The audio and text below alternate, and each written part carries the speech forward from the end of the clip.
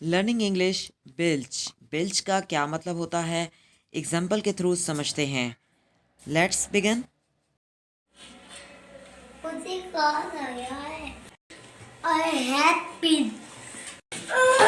I have been. Like I did. जी, तो आपको ये समझ में आ गया होगा कि बिल्च हम कहते हैं डिकार लेने को। मिफ्ज़ाल को डिकार आया तो मिफ्ज़ाल ने कहा आई हैव बिल्च। तो अब आपने मुझे कमेंट में ये बताना है कि बिल्च की जगह हम दूसरा कौन सा वर्ड यूज़ कर सकते हैं, यानी डिकार लेना।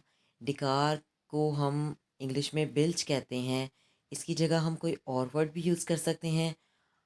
आप मुझे कमेंट करके बताएं, कुछ आप भी तो सीखें। Thanks for watching. See you tomorrow. Subscribe our channel and hit the bell icon button so you never miss an update for watching content.